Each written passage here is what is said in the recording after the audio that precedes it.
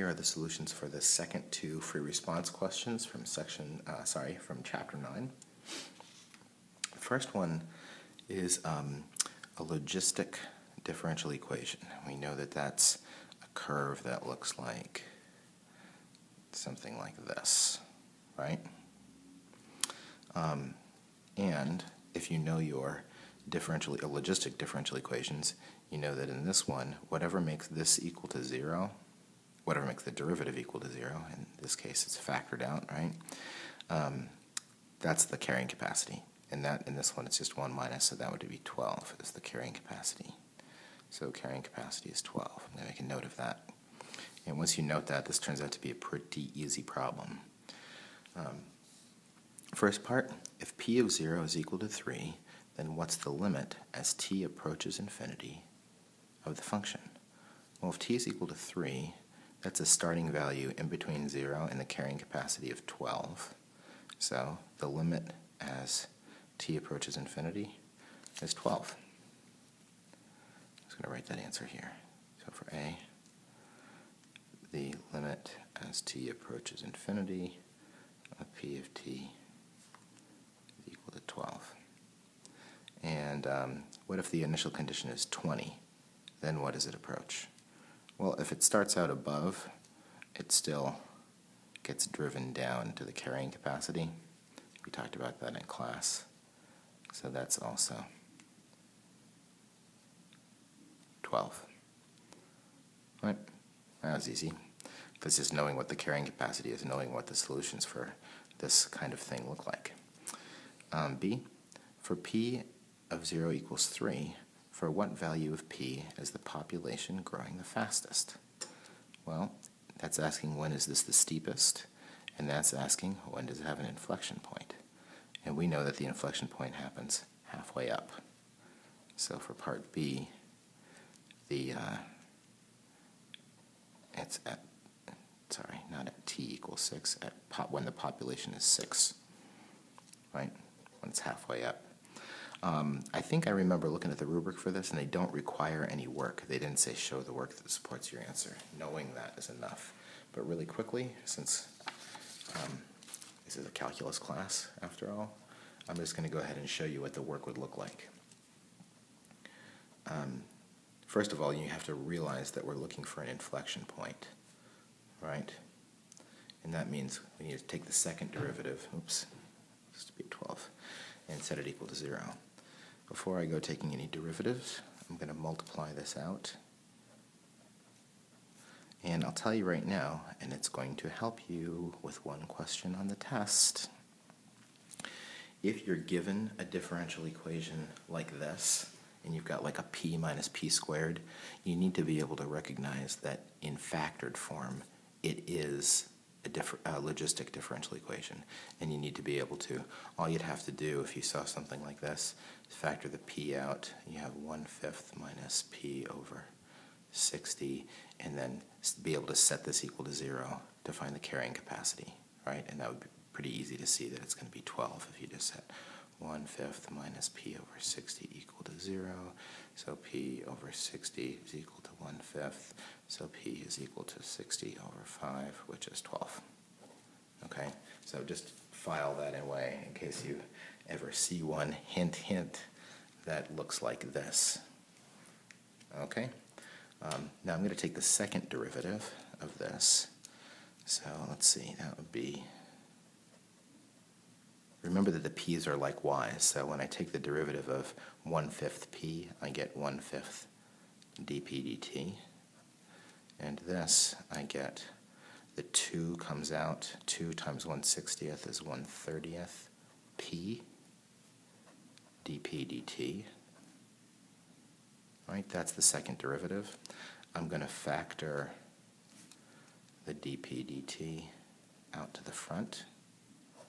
Gives me 1/5 minus 1/30th p, setting this equal to 0. if you're wondering, like we talked about this in one of the other videos, like what about when this is equal to 0? Well, that's just when you're at the stable equilibrium. That's like if the slope is 0, that means you're on the carrying capacity line. That's the only way your slope can this slope can be 0. So that's a trivial solution. We don't have concavity there at all, so that's why the second derivative is equal to 0 when that's equal to 0. This is the solution that we're interested in. So we solve that, set it equal to 0. So 1/5 minus 1/30th p equals 0. So 1/5 equals 1/30th p. So p is equal to 30 over 5, which is 6. But again, that's what the work looks like if you're asked to justify it. They didn't ask to justify here. But if you've got the time, it's never a bad idea to go ahead and show work for stuff, just in case. All right, part C. A different population is modeled by a function y that satisfies the separable differential equation. Notice that they just swapped this. Instead of this being a y or a p like it was up here, it's now a t. So now this can be separated. So now they want us to find y of t. In other words, separate and solve. All right, so let's see what we got here. We got dy dt is equal to y over 5 times 1 minus t over 12. And the initial condition, which means we'll be solving for c, is the point 0.03. Okay, so on one side we've got the dy. I need to move this over here, 1 over y. I like to just have the y over there if I can, so I'm going to leave the 5 here. And then I've got a 1/5 in here with this stuff. So that gives me 1/5 minus t over 60, or negative 1/60th t if you want, dt. If you move the 5 over and you had 5 over y, that's going to work too. You just got to be careful with your algebra. All right. Anti-differentiate. This means natural log of y. This is a population, so the population can't be negative, so I'm going to forego the absolute value signs. The antiderivative of 1/5 is 1/5 t minus the antiderivative of 1/60th t is 1/120th t squared plus c. And doing that trick, I get y is equal to this plus c can come out to the front, c times e to the 1/5 t minus 1 over 120 t squared. And there's the point 0.03, so plugging that in I get 3. If you remember how these exponential things work, maybe you just realize that c is going to be 3, but the work looks like this. 3 equals c e to the, when you plug 0 in for t, all that stuff turns into zeros. So c equals 3, but that's not the answer. The answer is y equals 3 e to the 1/5 t minus 1 over 120 t squared. Depending on what they did with the 5 here, your answer might not look exactly like this, but it's probably equivalent to that. So you can check, and if you think you might have something equivalent to that, but you're not sure, then just show me, and I'll check it out. Okay, last part. For the function y, found in part C, what's the limit as t approaches infinity of our function? So part D is, what's the limit as t approaches infinity of this, of 3e to the 1/5 minus, 1/5 t minus 1 over 120 t squared. Well, we got to think about that a little bit. There's different ways to think about it, but this is what makes sense to me. As t approaches infinity, the t squared is going to dominate the t.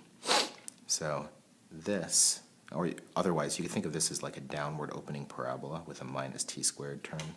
This here is going to approach negative infinity, right?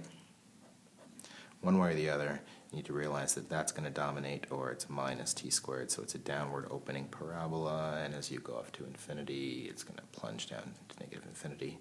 So this is 3e to the negative infinity, which is 3 over e to the infinity, which is 0. So the limit is 0. If you had your calculator available, of course, you could just graph this, but you don't on this problem, so you got to do it analytically. All right, so even with all that extra work and discussion that we did, that still only took 10.5 minutes. Not too shabby.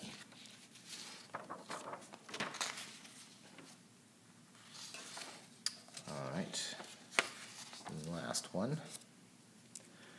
Here's another one that's not separable. This is similar to the first one that we did. On the axis provided, sketch the slope field at the 12 points indicated, and sketch the solution curve that passes through the point 0, 1. And of course, you don't have your pink test booklet. Could have been a Valentine's Day card from me to you, a little pink test booklet. Would have been cute, but sorry, blew it. So 2x minus y. So let's go through. So 0, 0, I'm going to get a slope of 0. Let's do all the places where x is equal to 0. So that's just going to be, this is the point 0, 1. So that's going to be negative 1 slope. This is point 0, 0, 2. So it's minus 2. Try to make that look a little steeper. And then let's do this line here. This is the point negative 1, 0. It's going to be a slope of negative 2. This is negative 1, 1. So negative 1, 1 gives me negative 2. That's negative 3. Try to make it look a little steeper. And then negative 1, 2.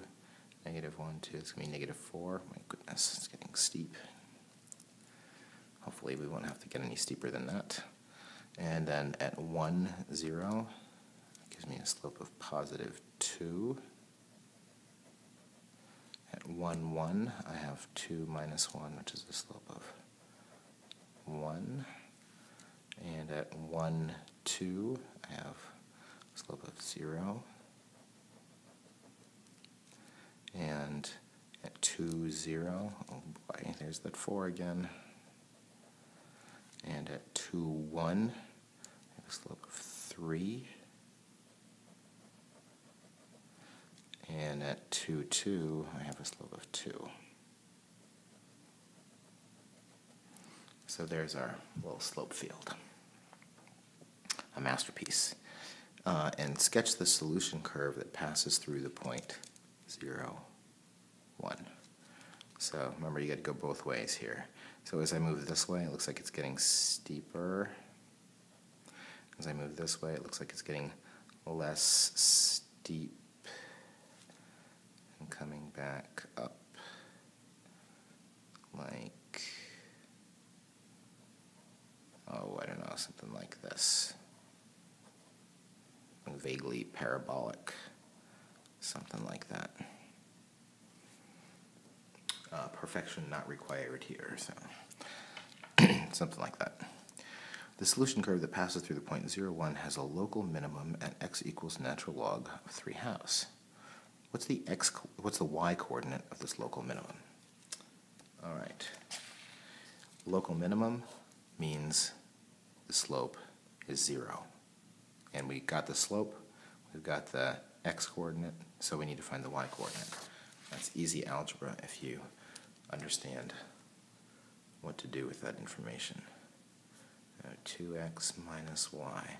So I know that the slope is 0, because we got a minimum there, is equal to 2 times the x coordinate minus y. So it looks like y is equal to 2 natural log of 3/2.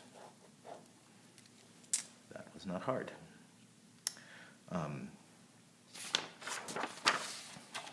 again, the key is realizing that, of course, the slope field, the differential equation, is an equation for slope. So if you've got a maximum or minimum, that's going to be 0.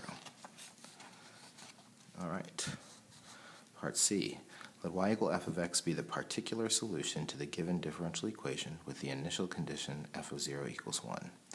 Use Euler's method starting at x equals 0 with 2 steps of equal size to go backwards to negative 0.4. I'm going to write down right now, if I'm taking 2 steps from 0 to negative 0.4, my delta x is negative 0.2. All right, let's set up the table.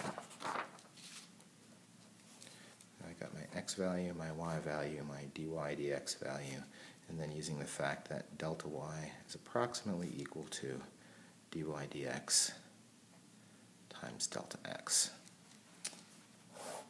I'm starting at the point 0, 1, and I'm stepping backwards to negative 0.4.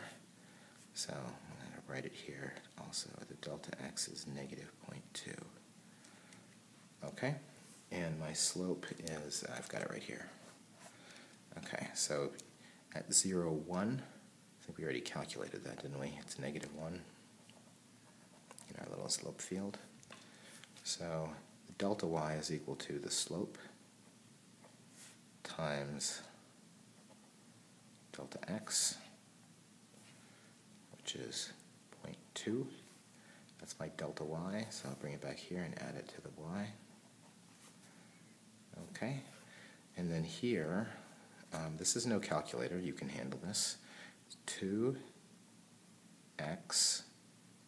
oops, can I handle it? Minus y. That's negative 0.4 minus 1.2. I can't handle it, apparently. Equals negative 1.6. You could check that in the slope fields to make sure that makes sense. If we went backwards like this, it would get like a more negative slope. So that looks like makes sense. So here my delta y is the slope times delta x. Again, can you handle that? It's positive 0.32.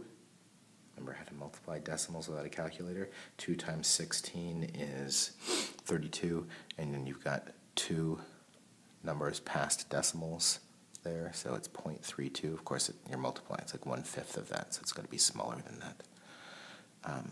And then adding that here at 1.52. So yes, they can ask you to do something like that without a calculator. Only 2 steps. Just take a deep breath and do it.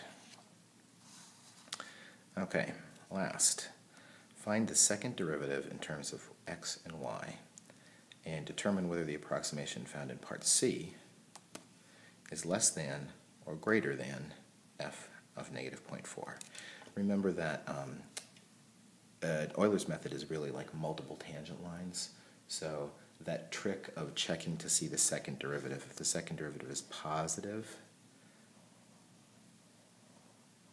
and it's concave up, that means your tangent line will be too low, and likewise if you've got a function that's concave down, your tangent line approximation will be too high. Right, so we're just looking for the sign of the second derivative, and then we're going to use that little trick which we've seen before. Okay, so let's find our second derivative.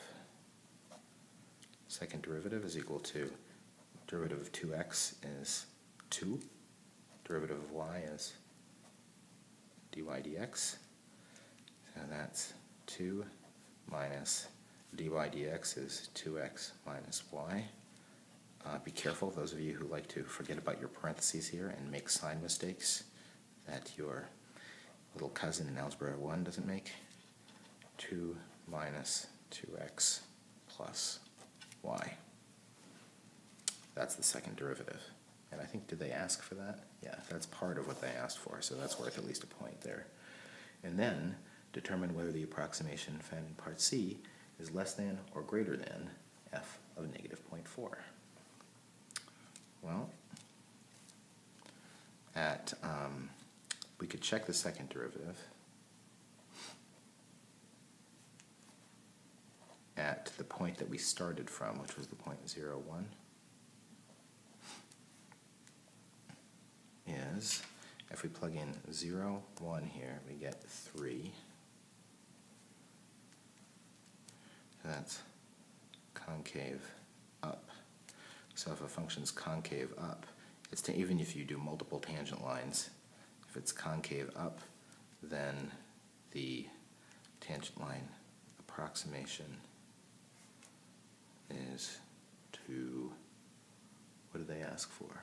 Greater than or less than is 2 less than, that's not good English, is less than the actual value. Right? And that's our reasoning because it's concave up. Oops, can you see that? What's that? All right, not too bad. So it looks like if you know what you're doing, even like talking through those and going kind of slow, those are about 10 minutes per problem, which is good news. Of course, we just have to make sure we know what we're doing, right? And you can see like that second derivative thing came up several times, so you can see what they're after.